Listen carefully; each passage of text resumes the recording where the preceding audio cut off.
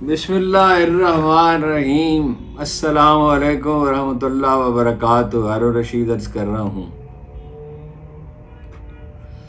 بھائی، آج تو کوئی خاص خبر نہیں ہے، لیکن یہ ہے کہ آپ کی دلچسپی کی البتہ چیزیں ہیں کئی، جس سے ماحول اور موسم کا پتہ چلتا ہے۔ آج میں لاہور میں ہوں، ویسے کئی دن سے لاہور میں ہوں، لیکن بہرحال لاہور میں کو مظاہروں کا بتاتا ہوں آپ کو۔ زیادہ تو پختونخوا میں ہوئے۔ زرداری صاحب ایوان صدر منتقل ہو گئے، اور بنگش صاحبہ جو ہیں، پورا نام کیا ہے ان کا، وہ اپنا ان کی نگرانی میں ان کا سامان وہاں چلا گیا، اور اب ان پہ کوئی مقدمہ نہیں چل سکتا جب تک وہ صدر ہے۔ اور وہ ان کی اور نون لیگ کی ریلیشن شپ کے بارے میں کیا پیشین گوئی ہو رہی ہے، وہ بھی ابھی عرض کرتا ہوں۔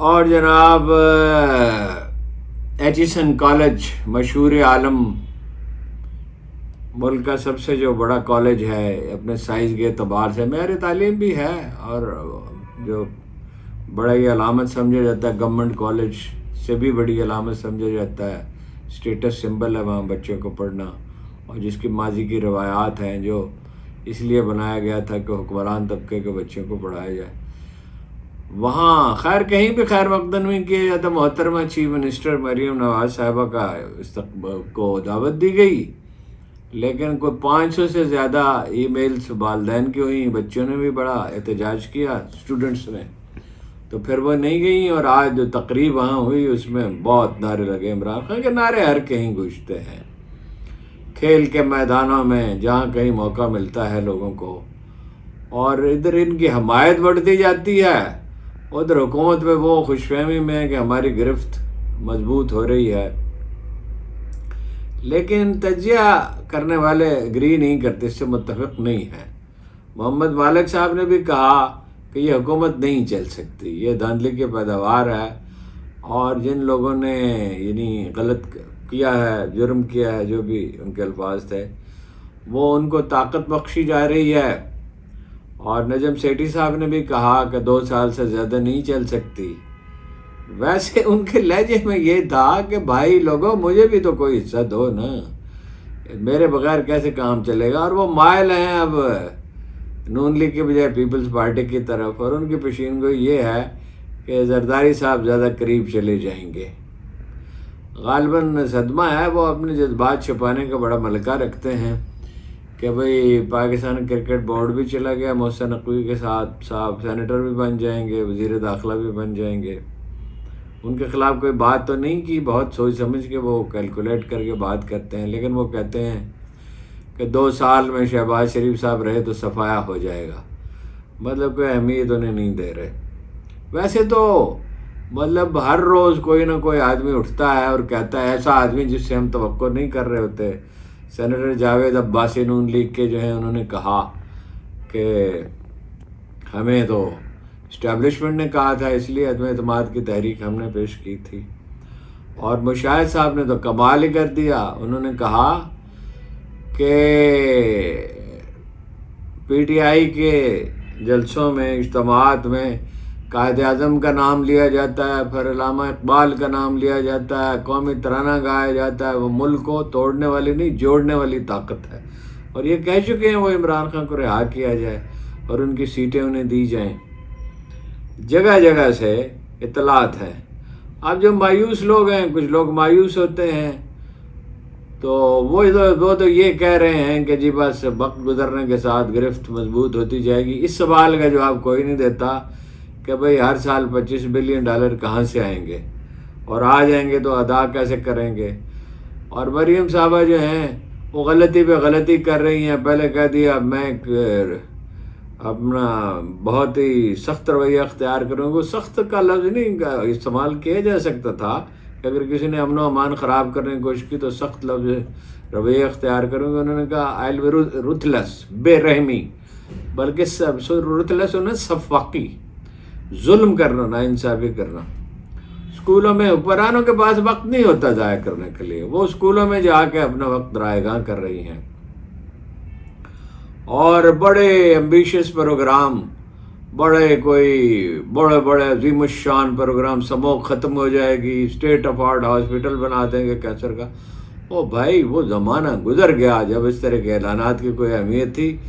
ہاسپٹل ٹھیک نہیں ہیں صوبے کے، ان کو امپروو کرنے کا آپ کریں، تعلیمی اداروں کو امپروو کرنے کا کچھ کریں، بہرحال کسی کو کچھ سجائی نہیں، مکمل طور پہ ڈائریکشن لیس، کوئی سمت ہے ہی نہیں، یہ طے ہی نہیں ہے۔ ادھر آئی ایم ایف والے کھڑے ہیں، اور آئی ایم ایف والے کیا کہہ رہے ہیں؟ آئی ایم ایف والے کہہ رہے ہیں کہ گیس کی قیمت بڑھائیں، بجلی کی قیمت بڑھائیں، پٹرول کی قیمت بڑھائیں، اور وہ فیصل وابڈہ صاحب کہہ رہے تھے قیمتیں جو ہیں 10 دن میں دگنی ہو جائیں گی۔ 10 دن میں دگنی تو نہیں ہوں گی، لیکن بہرحال قیمتیں تو بڑھیں گی، مہنگائی تو آئے گی۔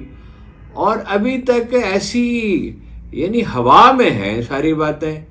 7.5 ارب روپے کا پیکج تھا رمضان المبارک کا، شہباز شریف صاحب نے 12.5 ارب روپے کا ہو جائے گا۔ ہاں ایک خطرناک خبر جو شروع میں مجھے آپ کو دینی چاہیے تھی، یہ بہت ذمہ دار لوگ کہہ رہے ہیں کہ جو نواز شریف صاحب حلقہ شاید N130 ہے ڈاکٹر یاسمین راشد صاحبہ کا، تو وہ اپنا کھول دیا جائے گا، اس کی دوبارہ گنتی ہوگی۔ اور وہ تو سب جانتے ہیں لوگ کہ وہ تو جیت رہی تھی بالکل، یعنی 3/4 پولنگ اسٹیشنز پہ تو وہ جیت رہی تھی، اور پھر وہ روک دیا گیا پروسیس۔ 1,11,248 ان کے ووٹ تھے اور 22,000 کی لیڈ تھی، تو نواز شریف صاحب سے 22,000 زیادہ ووٹ انہوں نے لیے تھے۔ پھر وہ جہاں ان کے 234 ووٹ تھے 1234 کر دیے، جیسے بھی وہ کوئی 52 فارم جو ہے ان میں تبدیلیاں کی گئی ہیں، اور دراصل تو وہ بہت بری طرح ہارے ہیں۔ اگر یہ ہو گیا، مجھے تو یقین نہیں آ رہا اس بات کا، تو یہ تو بڑی ہولناک بات ہے۔ ہارے تو سبھی ہیں، شہباز شریف صاحب بھی آ رہے ہیں، مریم صاحبہ بھی آ رہی ہیں، حمزہ صاحب بھی آ رہے ہیں، جیتا تو ان میں کوئی بھی نہیں ہے۔ اور لوگ سمجھ نہیں رہے اس بات کو کہ جب اتنی بڑی تعداد میں، یعنی ایک پارٹی جو سیٹیں جیت رہی ہو 3/4، طرح طرح کے دلچسپ اس کو چھپانے کے لیے حربے استعمال ہے۔ آج گیلپ نے ایک سروے جاری کیا کہ جو زیادہ پڑھے لکھے لوگ ہیں وہ پی ٹی آئی کے ساتھ ہیں، کم پڑھے لکھے لوگ جو ہیں اس میں نون لیگ کی اکثریت ہے، اور جو ان پڑھ ہیں اس میں بھی نون لیگ کی اکثریت ہے اور پی ٹی آئی سے زیادہ ہے۔ یہ کیا تماشا ہے جی؟ یہ کس قسم کا سروے ہے؟ اس کا مطلب کیا ہے؟ کیا ثابت کرنا مقصود ہے؟ فارم 45 موجود ہے، اس میں ووٹ شمار کیے جا سکتے ہیں۔ کسی بچے کو بھی پتہ ہے، اندھے بھی جانتے ہیں کہ انہوں نے بہت زیادہ ووٹ لیے ہیں نون لیگ کے مقابلے میں، اور پیپلز پارٹی کی تو خیر کوئی حیثیت ہی نہیں ہے، دیہی سندھ میں بھی انہوں نے جیل سازی کی ہے۔ اب وہ اپنا ایم اے پاس نے اتنے ووٹ لیے، فلاں لیے، وہ میرے پاس ہیں سارے دادشمن، کنفیوز کرنے کے لیے، چھپانے کے لیے۔ بڑے بڑے لوگ ایکسپوز ہو گئے، اور گیلپ والوں کو سمجھ ہی نہیں آ رہی ہے، اپنا تباہ کر رہے ہیں ادارے کا امیج بالکل ہی۔ اور یہ کیا سوال ہے جی کہ ایم اے پاس، اور یہ اس وقت مسئلہ ہے ملک کا، مسئلہ یہ ہے الیکشن شفاف ہوئے یا نہیں ہوئے، کس کو ووٹ ملے کس کو ووٹ نہیں ملے۔ تو وہ سروے جاری کیا، میرے پاس اس کے اعداد و شمار ہیں، لیکن ایسے بیکار کام ہے۔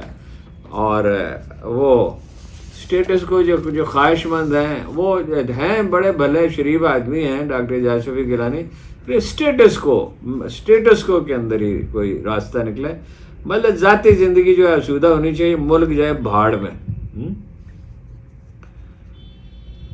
ملک سے کوئی دلچسپی نہیں ہے۔ عارف علوی صاحب چلے گئے، لیکن اس طرح کوئی گیا نہیں ہوگا کبھی، یعنی جو لوگ نکالے گئے ان میں سے کچھ لوگ مخالفت کرتے تھے، کچھ ہمدردی کا، ان کا نہ کوئی مخالف نہ کوئی ہمدرد، یعنی میں چوبے خشک صحرا ہوں، لگا کے آگ جسے کارواں روانہ ہوا، آگ بجھی ہوئی ادھر، ٹوٹی ہوئی تناب ادھر، کسی کو یاد ہی نہیں، وہ اب ان کی کوئی رول ہی نہیں، کوئی کام کیا ہی نہیں۔ وہ ہمارے سبطین خان جو ہیں، وہ تو خیر ایک لطیفے کی بات ہے، ان سے ایک اخبار نویس نے کہا کہ پرانی بات ہے کہ خان صاحب آپ سے بھی سنا عمران خان صاحب ناراض ہیں۔ سبطین خان نے کہا مجھ سے کوئی کیسے ناراض ہوتا، میں تو کوئی کام ہی نہیں کرتا۔ اچھا وہ پہلے دن سے ہی ان کا یہ مسئلہ تھا نامزدگی کے فوراً بعد کہ اختیارات کو خاص نہیں. بھائی اختیارات خاص نہیں، آپ کو کیا پرائم منسٹر بنا دے؟ وہ اختیارات تو پرائم منسٹر کے پاس ہوتے ہیں یا چیف منسٹر کے پاس ہوتے ہیں یا وزیر خزانہ کے پاس کچھ ہوتے ہیں، مطلب وہ بھی خیر ثانوی رول ہوتا ہے. اختیارات کی فکر لگی رہی. وہ جناب رسول اللہ صلی اللہ علیہ وسلم نے فرمایا کہ اگر 2 وادیاں سونے کی ابن آدم کے پاس تو تیسری وادی کی آرزو کرے گا. وہ کوئی اختیارات کیا، آپ بہت سا کام جو آدمی ایوان صدر میں بیٹھا ہو مگر وہ ذاتی عافیت، ذاتی مسئلے، چلے گئے وہاں سے، نہ خدا ہی ملا نہ وصال صنم، نہ ادھر کے رہے نہ ادھر. میرا نہیں خیال کہ کوئی پارٹی انہیں قبول کرے گی دوسری، اور میرا نہیں خیال کہ پی ٹی آئی انہیں کوئی اہمیت دے گی. بھائی میں وہ چوبے خاک صحرا ہوں جسے لگا کہ کارواں روانہ ہوا. تو افسوس کوئی تربیت نہیں ہے، کوئی مقاصد نہیں ہے اعلیٰ سامنے، اور انہی کا کیا رونا. وہ تو بہرحال ہم کہہ سکتے ہیں شریف آدمی ہیں، کرنے کے بتیرے کام ہیں ان کے پاس، کافی انرجی ہے، لیکن اکثریت کا یہی حال ہے. لیڈرشپ اس طرح نہیں آتی. لیڈرشپ آتی ہے جس کو لوگ چاہیں، لوگ جنہیں گھروں سے نکال کر لایا جائے. وہ اپنا جناب ابو بکر صدیق بھی ارشاد فرماتے تھے کہ تم مجھ پہ ذمہ داری ڈالتے ہو، خود نہیں لیتے ہو. لوگوں کو ذمہ داری دیتے تھے تو وہ لیتے نہیں تھے. جناب عمر فاروق کے زمانے میں بھی یہی مسئلہ تھا، لوگ بچنے کی کوشش کرتے تھے. جب وہ کمیٹی بنانے کی بات کر رہے تھے جناب ابو بکر صدیق مشورہ کر لو، تو وہ جاتے ہوئے کہہ رہے تھے جناب عمر فاروق اعظم کہ بھائی میرا کوئی تعلق نہیں، میرے جو تم خود ہی فیصلہ کرو، میرا مت لینا نام. لیکن بہرحال پھر انہیں پہ اتفاق ہو گیا. لیڈر جو ہیں وہ لوگ چنتے ہیں. دنیا میں پولیٹیکل پارٹیاں اس طرح نہیں کام کرتی ہیں. امریکہ میں 2 بڑی سیاسی جماعتیں ہیں، تو وہ ان کے ہر حلقے میں سینیٹر کا انتخاب کا مسئلہ ہے یا کانگریس کے ممبر کا مسئلہ ہے، وہ ڈیلیگیٹس ہیں ان کے. پہلے جو ہیں جو ممبر ہیں وہ ڈیلیگیٹس چنیں گے، وہ ڈیلیگیٹس اپنا امیدوار چنیں گے. وہ کوئی شاہی خاندان نہیں ہے، ایک زرداری خاندان ہے اور ایک شریف خاندان ہے اور ایک جناب چکزئی خاندان ہے اور ایک باچا خاں کا خاندان ہے اور ایک مفتی محمود کا خاندان ہے وغیرہ وغیرہ. اس طرح نہیں ہوتا. یہ جمہوریت اس کا نام نہیں ہے، اور جمہوریت بلدیاتی اداروں کے بغیر ہوتی ہی نہیں ہے، کیونکہ مقامی مسائل مقامی طور پر بھی حل کیے جا سکتے ہیں.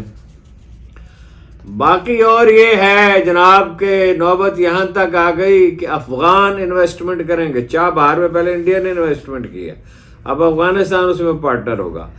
یعنی جتنے آپ کے پڑوسی ہیں ان سے مراسم کی یہ نوعیت ہے کہ وہ آپس میں ایک دوسرے کے ساتھ معاملات طے کر رہے ہیں، اور اس کے نتیجے میں پاکستان پہ بوجھ پڑے گا. اور پاکستان میں کوئی نہیں ہے جو اٹھ کے کہے کہ ایران سے گیس لیں گے. یعنی آپ ان کو تو چھوڑ دیں نا، حکومت میں جو پارٹیاں ہیں. یعنی پی ٹی آئی کے پلیٹ فارم سے بھی کوئی اٹھ کے نہیں شور مچاتا کہ ایران سے گیس لو، روس سے تیل خریدو، اور وہ ایران سے گیس لیں گے تو آدھی قیمت میں پڑے گی، اور روس سے بھی کچھ رعایت تیل میں ملے گی. بہترین وقت تو ضائع ہو چکا. مظاہروں کے بارے میں یہ ہے کہ جی گرفتاریاں بہت ہوئی ہیں. لطیف کھوسر صاحب، سلیمان اکرم راجہ صاحب کا تو کہیں پتہ ہی نہیں چل رہا کہاں ہیں، اور بھی بہت سے لوگ گرفتار ہوئے ہیں، حافظ فرت عباس بھی، اور بے شمار جو ہیں اس کے مذمت میں بیانات آ رہے ہیں لاہور ہائی کورٹ بار کا اور دوسرے لوگوں کا. لیکن یہ اس کی تفصیلات کوئی بہت زیادہ میرے پاس نہیں ہیں، وہ آ جائیں گی سوشل میڈیا پہ، آپ دیکھ لیں گے. ان کا پتہ نہیں چل رہا سلمان اکرم راجہ کا. قیادت اعجاز بھٹر صاحب نے کی. تو یہ میں نے آپ سے عرض کیا کہ تعلقات کی نوعیت کے بارے میں بڑی بحث ہو رہی ہے، اور بحث سے زیادہ تر وہی چھیڑ رہے ہیں نجم سیٹھی صاحب. کیا بحث بول رہے ہیں؟ جیسے حضرت علی کرم اللہ وجہ نے ایک آدمی تقریر کر رہا تھا تو لوگوں سے کہا یہ کیا کہہ رہا ہے؟ تو انہوں نے کہا یہ کہہ رہا ہے، یہ کہہ رہا ہے، یہ کہہ رہا ہے. انہوں نے کہا نہیں، یہ کہہ رہا ہے کہ میں بھی تو کوئی چیز ہوں، مجھے بھی تو پہچانو، قد عارفونی. تو وہ کہہ یہی رہے ہیں بھائی مجھے بھی پوچھو نا، کچھ مجھے بھی دو. تو دیکھیے کچھ ملتا ہے یا نہیں ملتا ہے. انہیں سینیٹر بنا دیا جائے گا محسن نقوی صاحب کو، اور وہ کہتے ہیں پی سی بی بھی حالانکہ رولز کے خلاف ہے، پی سی بی بھی میرے پاس رہے۔ اور میں پوری ذمہ داری سے یہ عرض کر رہا ہوں، میرا تجزیہ یہ ہے، معلومات بھی یہی ہیں کہ کوئی وفاداری ان کی نون لیگ وغیرہ کے ساتھ، نون لیگ کے ساتھ نہیں ہے۔ وہ اپنا گروپ بنانا چاہیں گے، جوڑ توڑ کرنا چاہیں گے۔ آج یہ بات آپ کو بہت عجیب لگے گی، لیکن کسی وقت بھی یہ ممکن ہے کہ وہ وزارت عظمیٰ کے امیدوار بن جائیں، کیونکہ سازش کرنے میں، جوڑ توڑ میں، چلیے سازش کا لفظ میں واپس لیتا ہوں، جوڑ توڑ میں ان کا ثانی نہیں ہے۔ وہ سارا کاروبار انہوں نے قریب سے دیکھا ہے، بغیر وسائل کے وہ یہاں تک پہنچے ہیں۔ تو وہ صرف اندرون ملک ان کے رابطے نہیں ہیں، سمندر پار بھی رابطے ہیں، اور اندرون ملک بھی کسی ایک سے رابطہ نہیں ہے، بہت سے لوگوں سے رابطے ہیں، اور بہت ہی ہنرمند آدمی ہے، جلدی پتہ چل جائے گا۔ اور ویسے وزارت کی تشکیل میں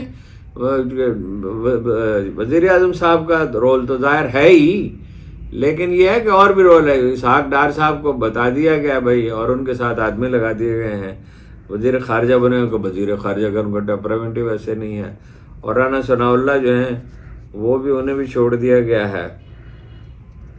سیٹھی صاحب نے فرمایا کہ مکمل صفایا ہو جائے گا اگر شہباز شریف صاحب رہے۔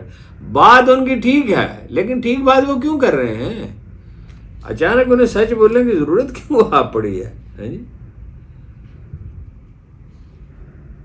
یہ سوال اب بار بار اٹھایا جانے لگا ہے کہ 8 فروری کی رات کو، جو ایک تاریخ ساز دن تھا جس میں لوگوں نے فیصلہ صدر کر دیا عمران خان اور پی ٹی آئی کے حق میں، کہ رزلٹ جو ہیں، مثلا اخبار نویس ہیں فہیم اختر صاحب، وہ کہتے ہیں کہ بھائی میں گیا وہاں پہ الیکشن کمیشن کے دفتر میں، میرا ایک سورس تھا، تو چینلز پہ پتہ چل رہا تھا کہ 140 سیٹوں پہ برتری ہے، تو اندر سے وہ سورس نے بتایا 160 سیٹوں پہ ہے، لیکن پھر چیف الیکشن کمیشنر صاحب غائب ہو گئے۔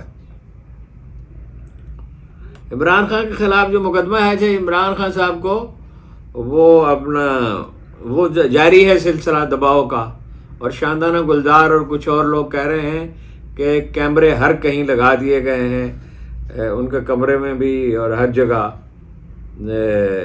تو بلکہ بعض لوگوں نے تو کہا کہ بھائی باتھ روم میں بھی، وہ تو بات قابل فہم نہیں، میرا نہیں خیال یہ بات درست ہو۔ تو وہ بہرحال یہ کہ دباؤ ہے بہت سخت، توڑنے کی انہیں کوشش کی جا رہی ہے۔ سیٹیں جو ہیں وہ خالی چھوڑی گئی تھیں، جو 2 تھی، دینے سے انکار کیا گیا ان کو۔ پی ٹی آئی کی سیٹیں انہیں دینے سے انکار کیوں کیا گیا؟ بھائی ابھی سینٹ کے الیکشن ہونے، صدر کا الیکشن ہو گیا، سینٹ کے الیکشن ہوں گے۔ خلق خدا کا رخ کسی اور طرف ہے، قدرت کے اشارے کچھ اور ہیں، اور یہ اقتدار کے منظر پر شہنشاہ ایران کے آخری دنوں میں یہی ہو رہا تھا، ایک وزیر اعظم بنتا تھا، پھر کچھ دن کے بعد دوسرا وزیر اعظم، تیسرا بنتا تھا۔ اسپین میں مسلمانوں کی حکومت ختم ہوئی تو یہی تھا، ایک گروہ ابھرتا تھا، پھر دوسرا آ جاتا تھا، پھر تیسرا آ جاتا تھا، وہ جو آتے تھے اس کو کرپٹ کرا دیا جاتا تھا۔ ٹویٹر بند ہے، خود کو بڑے پارسا اسپین کی یہ بات میں مکمل کر لوں، اسپین میں ایک گروہ ابھرتا تھا اور وہ اقتدار میں آیا، پھر ان پہ الزامات کی بارش ہوتی تھی، افراتفری طوائف الملوکی کا حالت تھا، پھر دوسرا، پھر تیسرا، پھر چوتھا۔ تو یہ ان کا اب چل چلاؤ ہی ہے، یہ لوگ رہ نہیں سکتے زیادہ عرصہ۔ ٹویٹر کو ایکس جو ہے اصل میں، لیکن وہ لفظ ٹویٹر ہی رہا ہے، جب وہی زبان پہ چڑھتا ہے۔ 21واں دن ہے، شاید یہ 22واں ہے، چوتھا ہفتہ شروع ہو گیا، اور عدالت میں، سندھ ہائی کورٹ میں جنگ جاری ہے، اور وکیل عبد المعید صاحب نے کہا ہے کہ ظاہر یہ عام آدمی کے ظاہر رائے کا پلیٹ فارم ہے، لیکن بہرحال وہ جیسے ہی کبھی کبھی رات کو میں دیکھتا ہوں 4 بجے 5 بجے کھل جاتا ہے تھوڑی دیر کے لیے، پھر فوراً ہی بند کر دیتے ہیں۔ پختونخوا میں زیادہ احتجاج ہوا ہے، اس سے بہت زیادہ لوگ نہیں نکلے ہیں، جی پی او پہ ویسے لوگ نکلے، باہر پولیس نے یلغار کی۔ ظاہر ہے جب پولیس یلغار کرتی ہے اور بڑی بے رحمی کے ساتھ کرتی ہے، اور یہ بھی پتہ نہیں ہوتا کہ آدمی غائب ہی کر دیا جائے گا، لیکن اس سے یہ مراد نہیں ہے کہ لوگ جو ہیں وہ ڈر جائیں گے، خوف زدہ ہو جائیں گے. جب بھی لوگوں کو موقع ملے گا صبر کا پیمانہ لبریز ہو جائے گا، اسی وقت جو ہے ادھر وہ کوئی نہ کوئی فیصلہ ہو چکے گا، کسی وقت اچانک کوئی چیز ہو جائے گی. اور ادھر وہ ٹرمپ صاحب آ رہے ہیں. ہاں جی، اب اس اطلاع یہ ہے کہ انہوں نے کہا وہ میرے دوست کا کیا حال ہے پاکستان میں، سنا بڑی تکلیف میں، خود بھی پرابلم میں ہے، ابھی مسائل سے نکلے نہیں ہیں. وہ ایک کیس میں انہیں $90 ملین دینا پڑے ہیں اور ایک میں $350 ملین کا جرمانہ ان پہ عائد ہونے والا. لیکن بہرحال اسٹیبلشمنٹ تو نہیں چاہتی، لیکن اگر وہ آ گئے تو سچویشن بدل ہو سکتی ہے. اس سے کوئی امید نہیں وابستہ کرنی چاہیے. جد و جہد مقامی ہوتی ہے اور اسی سے نتیجہ نکلتا ہے. افغانستان جو سرمایہ کاری کر رہا ہے وہ بڑی تشویشناک ہے. یعنی آپ اپنے دوستوں کو کھو رہے ہیں. چین جو ہے وہ آپ کے بارے میں چین آپ کے ساتھ سنسیئر ہے، لیکن اسے آپ کھو رہے جب امریکہ کی گود میں جا کے بیٹھ گئے. مستقبل جو ہے وہ ان کا تو نہیں ہے، امریکہ کا تو نہیں ہے، مستقبل تو انہیں کا ہے. اور پھر یہ دیکھنا ہوتا ہے کہ یعنی تعلقات میں قوم کا مفاد دیکھنا ہوتا ہے. تو امریکی تو آپ کو اپاہج دیکھنے جاتے ہیں. امریکیوں کو رتی برابر بھی پاکستان سے ہمدردی ہوتی تو وہ ایران سے گیس لینے کی اجازت دیتے اور روس سے تیل خریدنے کی اجازت دیتے ہیں. انڈیا خرید رہا ہے نا، تو اسے کوئی روکتا تو نہیں ہے. روس سے تیل خرید رہا ہے، ڈیزل خرید رہا ہے اور خرید کے بیچ بھی رہے ہیں. ایون عرب ممالک خرید کے آگے بیچ رہے ہیں. تو اپنے پاؤں پہ کھڑا ہوتا ہے. جس طرح انڈیویجول کا معاملہ ہے، خاندان کا معاملہ ہے، قوم کا معاملہ بھی یہی ہے. وہی قوم ترقی کرتی ہے، وہی آبرومند ہوتی ہے، وہی اپنے اس کے عوام خوش رہ سکتے ہیں اور آگے بڑھ سکتے ہیں اور اخلاقی اور علمی طور پہ فروغ پذیر ہو سکتے ہیں جو اپنے آپ پہ نثار کرے. یعنی قرض ورض لینا تو خیر کوئی ایسی بات نہیں ہے. انڈیویجول بھی قرض لیتا ہے اور آج کی جدید معیشت میں اقوام بھی قرض لیتی ہیں. لیکن ہمارے سامنے ہے نا جو بار بار دہرائی گئی مثالیں ہیں. کوریا ہمارے سامنے ہے، جاپان ہمارے سامنے. چینیوں کی تو کسی نے مدد نہیں کی. اوورسیز چینی آئے اور یہاں بھی یہ ہو سکتا ہے اگر امن ہو، نمائندہ حکومت ہو، پائیدار ہو، تو اوورسیز پاکستانیز آ سکتے ہیں. سب سے اہم چیز یہ ہے کہ ماحول ٹھیک ہو، انصاف میسر آ سکتا ہو. اور وہ اسی پہ توجہ نہیں ہے. یعنی جو عظیم ترین انسانی مغالطے ہیں ان میں سے ایک آدمی کئی کا ہم شکار ہے کہ چالاکی سے، جوڑ توڑ سے ایسا کر لیں گے، یہ کر لیں گے. یہ جو مخلوق پیدا ہوتی ہے فیصل بابڈا قسم کی، شیخ رشید قسم کی اور بہت سے لوگ، اخبار نویسوں میں بھی ایسے بہت لوگ ہیں. او بھائی اللہ کے بندو، سیدھا راستہ کیوں نہیں اختیار کرتے؟ ادارے تعمیر کیے جائیں، امن ہو، جو نمائندہ حکومت قائم ہو، مشورے سے فیصلے ہوں، تلخیاں باہم نہ ہوں، احتساب کا جو معاملہ ہے وہ عدالتوں پہ چھوڑ دیا جائے. لیکن ایسا لگتا ہے کہ ٹکراؤ ہی ہوگا، آخر کار کسی ایک فریق کو سرنڈر کرنا پڑے گا. میری رائے تو بہرحال یہی ہے، آپ کو پتہ ہے کہ نرمی کرنی چاہیے، اعلی ظرفی سے کام لینا چاہیے، کم از کم سزائیں دینی چاہیے. آپ ماضی کو بدل نہیں سکتے. یہی بہترین طریق ہے. جن قوموں نے ترقی کی ہے، خوشحالی، آبرومندی پائی ہے، جہاں علم کو فروغ حاصل ہوا ہے. لیکن یہ قبائلی مزاج ہے ہمارا، اسی پہ ڈٹے ہوئے ہیں اور اس کے نتائج ظاہر ہے اچھے نہیں ہو سکتے. لیکن اس بار بار عرض کرتا ہوں کہ اس حکومت کی کامیابی کا کوئی امکان نہیں ہے. یہ نہیں چل سکتی. یہ مسائل الجھتے چلے جائیں گے اور نہ آپ کی زراعت میں فوری ترقی ہو سکتی ہے. فوری یعنی 6-7% اگر ہو جائے وسائل، یہ رمضان المبارک کے پیکیج اور بے نظیر انکم سپورٹ پروگرام، احساس پروگرام، فلاں پروگرام، وہ اپنی جگہ ان کی افادیت ہے.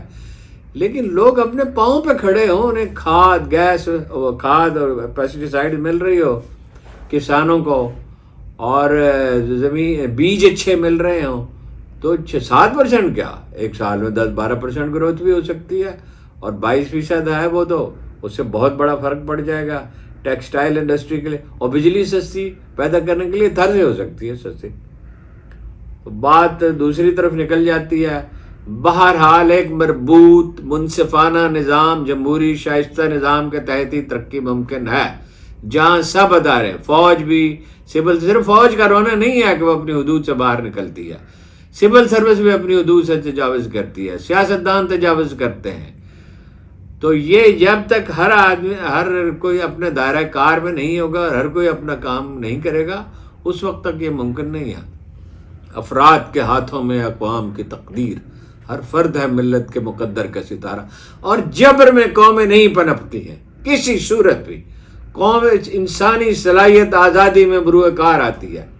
مغرب، یورپ اور پھر امریکہ اور ادھر آسٹریلیا وغیرہ بھی، نیوزی لینڈ وغیرہ بھی، وہ لوگوں کو آزادی ملی تو ترقی ہوئی نا۔ آزاد ذہن سوچتا ہے، بھروسہ کر نہیں سکتے غلاموں کی بصیرت پر، جسے زیبا کہیں آزاد بندے۔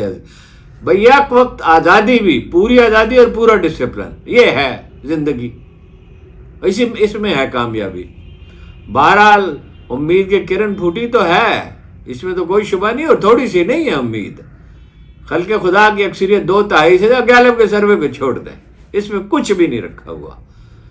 یہ حقائق کا سامنا نہ کرنے کا رویہ ہے۔ تو اکثریت میں تو یہ احساس پیدا ہو گیا، اب لوگوں کی تربیت کرنی ہے، ان میں ڈسپلن پیدا کرنا ہے، انہیں سلیقہ مندی پیدا کرنی ہے، انہیں تعلیم دینی ہے۔ پیغمبران اعظام نے لوگوں کو تربیت دی، سب سے زیادہ تربیت، لگ بھگ 4000 آدمیوں کی تربیت رسول اللہ صلی اللہ علیہ وسلم نے کی۔ کوئی پھول بن گیا ہے، کوئی چاند، کوئی تارا، جو چراغ بجھ گئے ہیں تیری انجمن میں جل کے۔ جناب والا کا ذکر ہوتا ہے تو پھر جی چاہتا ہے دراز کیا جائے، بات لمبی ہو جائے گی، پھر کریں گے انشاءاللہ۔ میرے جی چاہتا ہے رسول اللہ صلی اللہ علیہ وسلم اور اصحاب رسول کرام اور اہل بیت اطہار اور بعد میں پیدا ہونے والے جلیل القدر رسول اللہ کی امتیوں پر ایک الگ سے کام کروں، بس اب اتنی انرجی نہیں ہے۔ وہی شورش کے جیسے موجے تہنشین کوئی، وہی دل ہے مگر آواز مدھم ہوتی جاتی ہے۔ آپ کا بہت بہت شکریہ۔